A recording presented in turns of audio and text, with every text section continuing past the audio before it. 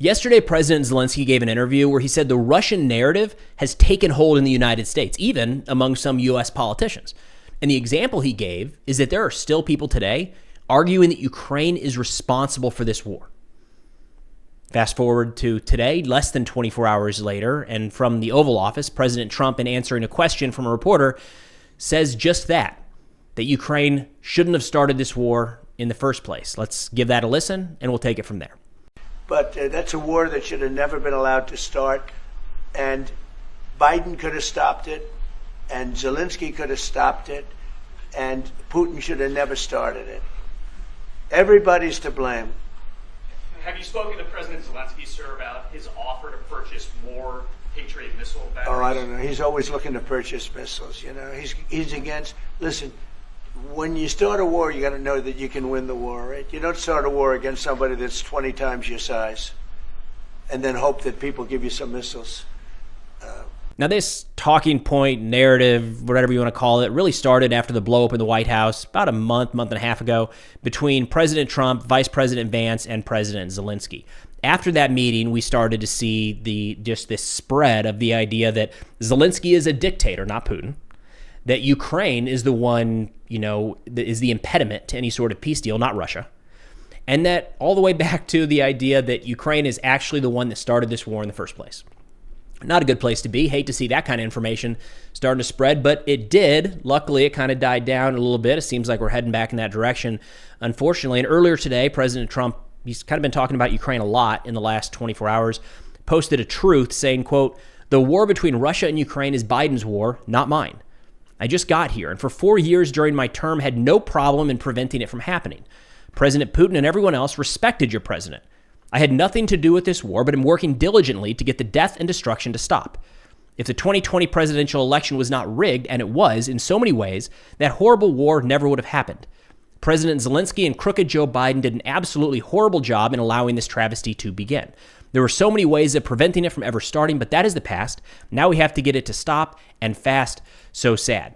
Now, the timing with all of this is notable because yesterday on Air Force One coming back to Washington, D.C., President Trump was asked about his thoughts on a recent Russian missile strike in Sumy, and this is what he had to say about that. Yes. Do you have a reaction to Russia's Palm Sunday attack on Ukraine? I think it was terrible, and I was told they made a mistake, but I think it's a horrible thing. I think the whole war is a horrible thing. I think the war is, for that war to have started, is an abuse of power. This country would have never allowed that war to have started if I were president. That war is a shame. Millions of people are dead that should be alive. Cities are being destroyed all over Ukraine. The whole culture is gone. Or certainly very severely hurt. You know, the chapels, the churches, the spirals, all of the things that they had in Ukraine were among the most beautiful anywhere in the world. Most of them are knocked down and blown up into a million pieces. But most importantly, you have millions of people dead that shouldn't be dead. So the idea here that this was somehow a mistake doesn't line up with anything we're getting from Russia. Like, I'll put a snippet up here on the screen from the Russian Ministry of Defense announcing this was today. So, they have now known the aftermath of this strike. This is not just a guess of their battle damage assessment. Earlier today, so 24 hours after that attack took place, they said, quote, "Yesterday, the Russian armed forces launched 2 Iskander-M operational tactical missiles in conditions of heavy electronic warfare countermeasures and foreign-made air defense systems in action to hit the site in Sumy where commanding officers of the Seversk task force had a meeting. More than 60 servicemen of the armed forces of Ukraine have been eliminated." There's nothing in there to me that makes it sound like Russia saying, that was a mistake. That's our bad, guys. Missile went off course, or that's not what we were trying to hit. Or previously in the Kryvyi strike where they started to say, actually, that must have been an air defense munition. They're not walking this back or explaining it away. Russia today is saying, no, that was us.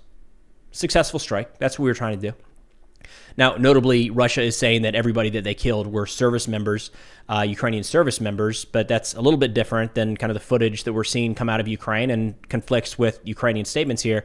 President Zelensky, in talking about this earlier today, again, gives you an idea why the tensions are kind of ratcheted up right now around anything related to a peace deal and Russia not wanting to move forward with any sort of ceasefire, and somehow the blame still coming back to Ukraine amidst these missile strikes is why the tension, the anger there is maybe higher today than it has been recently. President Zelensky, talking about these strikes, said that 34 people have been confirmed killed and 119 wounded. He said, quote, there were 2 Russian ballistic missiles. The first hit a building, one of the university buildings. The second exploded right over the street. There has been rumors that one of those, that one over the street, was a cluster munition. I've not heard that confirmed or seen the evidence of that. Just keep that in mind. He says currently 38 people are receiving treatment in medical facilities. Among them, 9 children, 11 people, including 3 children, are in critical condition.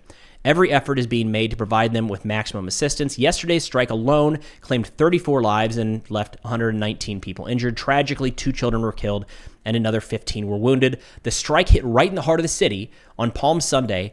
Only completely deranged scum can do something like this.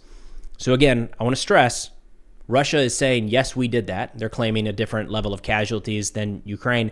Now, we are starting to get some information about the possibility that there may have been some military personnel on the ground, which is a far cry from saying that this is actually a military target because, Ukraine's a nation at war, and they've got military personnel all over the country at all times, everywhere.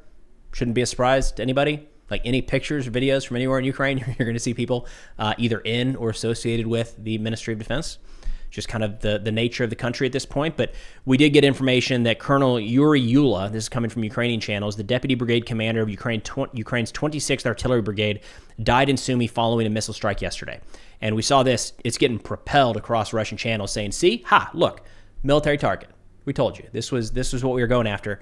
I don't know that finding one service member in the aftermath of a missile strike that kills 34 and wounds 119 all of a sudden turns that into a valid military target. It's kind of an explanation after the fact, if you will. Right? If you remember the Kryvyi Rih attack, that was supposedly like 40 or 50, maybe was it 200 foreign fighters that were there that were supposedly killed. In the end, it was just women and children was all we could find.